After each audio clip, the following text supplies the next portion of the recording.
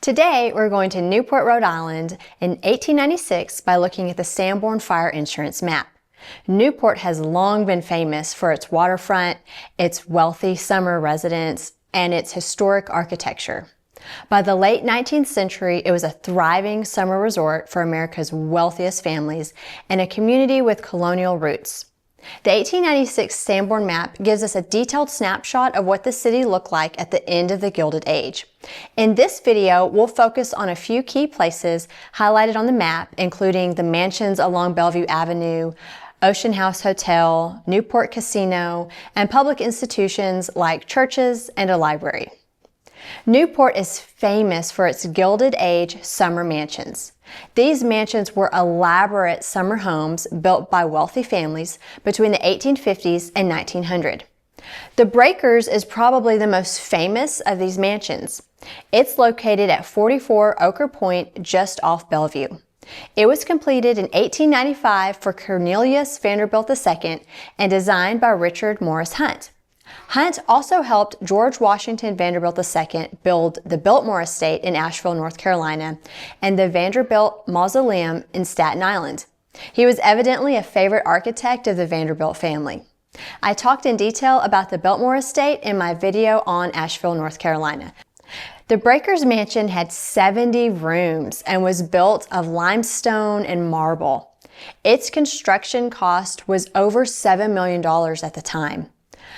All that being said, though, the Breakers does not show up on the 1896 map, even though construction was completed the year prior. When we look at the map, you can see that this mansion was built in a rural area in Newport in 1896 and would have been located about an inch below the quay right here. This is a great example of how not everything that was built during the time period showed up on the Sanborn maps, which is something for you to keep in mind if you ever look for your own home on a Sanborn map. But I couldn't just leave y'all hanging, so I found this mansion on the next Sanborn map in 1903. It shows up on page 50. You can immediately tell that the mansion was built on a massive lot. I love how the surveyor labeled it with Mrs. Cornelius Vanderbilt's name. We don't see it too often on Sanborn maps, but the blue color of the house on the map indicates it was constructed of iron. Another fun thing is this little yellow building here. It was the children's playhouse. The remaining summer mansions that we're going to look at were all built prior to 1892, but just like the Breakers, they don't show up on that year's Sanborn map.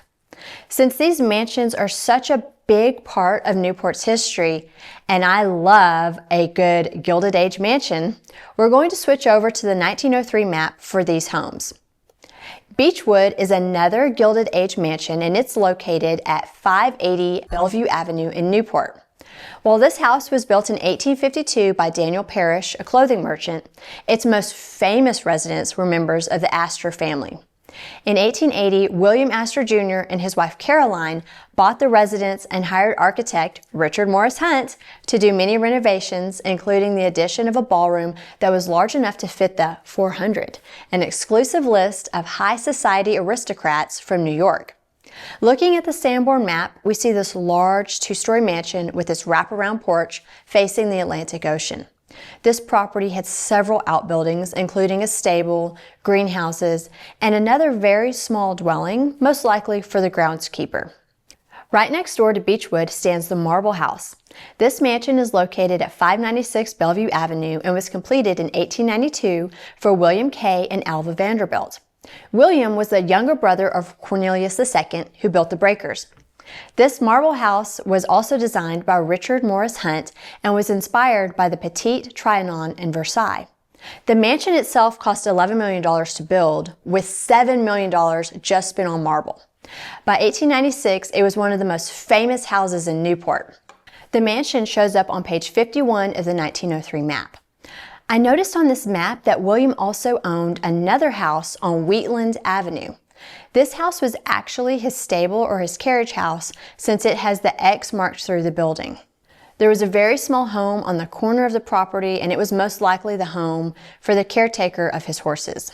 The Beaulieu was another historic mansion on Bellevue Avenue.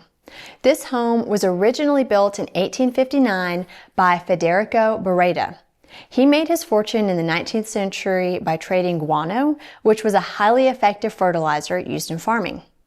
But after the peak of this industry in the 1850s, Barreda suffered from a reverse in financial fortune and was forced to offload his ginormous mansion. Enter John Jacob Astor III, who was a friend of Barreda's. Astor purchased the mansion and gave it the name Beaulieu, which means beautiful place. John Astor's brother William lived just 2 houses down at Beechwood at the time.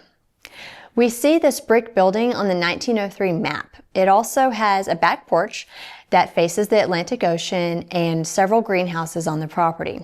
The last house we'll look at on Bellevue is the Gull Rock home. This home was built in 1870 for R.V. McKim by architect Dudley Newton. Hollis Honeywell purchased the estate in 1876 and in 1883 hired architect George Russell Shaw to oversee a major renovation of the villa. Over the years, several other families lived in the house. It was eventually demolished in the 1970s, so we're only able to see this home in this old photo and on the Sanborn map. So let's get back to the 1896 Sanborn map of Newport. In 1896, Newport was not just a city of private mansions, but also a resort filled with hotels and gathering places. The Sanborn map shows several of the city's hotels that cater to wealthy summer visitors. The Ocean House Hotel, located off of Bellevue Avenue, was one of the major establishments hosting affluent visitors who did not own mansions. The Grand Victorian Hotel was famously known for its warm yellow facade and gorgeous views of the Atlantic Ocean. On the 1896 Sanborn map, the Ocean Hotel takes up basically half of page 20. This 4.5-story hotel had 2 cisterns that were 7 feet deep, an important feature for extinguishing any potential fires on an all-wood building. There were multiple outbuildings associated with this hotel, including a laundry, a coal shed, many carriage houses, a harness shop, and even a carpenter. Unfortunately, this hotel fell into disrepair and was closed in 2003, eventually being demolished, and a new structure replicating the original exterior was built in its place. Right next door to the Ocean House Hotel was the Newport Casino at 186 to 202 Bellevue Avenue. The Newport Casino was not a place of gambling, but rather an athletic complex and recreation center. It opened in 1880 and included tennis courts, a bowling alley, a theater, and dining rooms. This social club included courts for both lawn tennis and court tennis. It had facilities for squash and lawn bowling. The United States Lawn Tennis Association held their first championship at the casino in 1881. By this time, tennis was firmly entrenched as the key attraction at the casino. In addition to the sports, there were many shops that lined the casino on Bellevue. There were shops for dressmaking, jewelry, art, fancy goods, florists, and even a bicycle shop. The Newport Casino and Ocean Hotel offered anything a person in Newport in the 1890s needed to enjoy their summer vacation. These hotels and clubs established Newport as a place where both the ultra-wealthy lived for the summer and also where a broader social world revolved around leisure, sports, and entertainment. The 1896 Sanborn map also highlights Newport's older religious and civic buildings. Trinity Church, located at the intersection of Church and Spring Streets, was built in 1726. This church was built based on designs that Sir Christopher Wren had used in London churches in the late 17th century. I talk about Sir Christopher Wren in the video about Williamsburg, Virginia. At the College of William and Mary, his followers built the Wren Building in honor of this English architect. The Wren Building is the oldest academic building still in use in the United States. Going back to Trinity Church, it was built entirely of wood, and we can see that on the Sanborn map, it's colored yellow. The map indicates the building was 1.5 stories tall, with 35 feet from the floor to the eaves, and a 120-foot spire. When we look at this image of the church from today, you can see that the church retains its original shape. However, the steeple height has been increased from 125 feet to 210 feet. The Redwood Library and Athenaeum is located at 50 Bellevue Avenue in Newport and is the oldest continuous lending library in the United States. The Redwood Library is the first classical public building built in America, and is designed in the Georgian Palladian style. The original section of the library was built in 1748. This section of the library is now called the Harrison Room, and it still houses the majority of the original books that were purchased as a collection in London. Looking at page 14 of the 1896 Sanborn map, we can see this building was constructed of two main materials, wood frame and iron.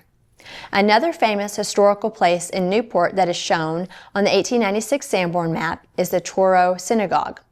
Located at 85 Touro Street, the synagogue is the oldest standing synagogue building in the United States.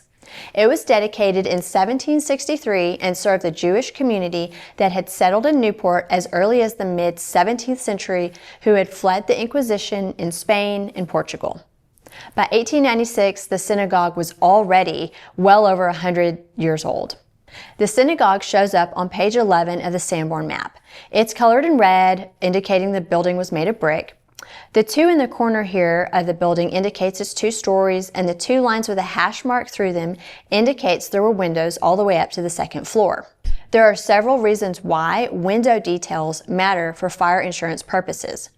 For starters, the number and placement of windows affect how easily fire can spread from one area of the building to another. Windows also allow for ventilation, which can be a crucial factor in how a fire progresses. And finally, windows can provide points of access for firefighters to reach and fight a blaze.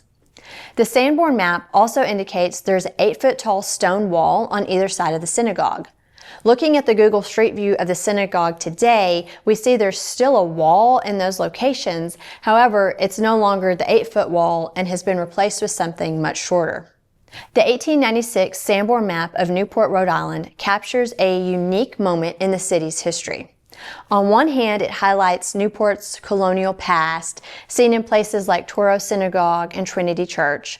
On the other, it shows the dramatic rise of Gilded Age wealth through the massive estates along Bellevue Avenue and the social institutions like the Newport Casino.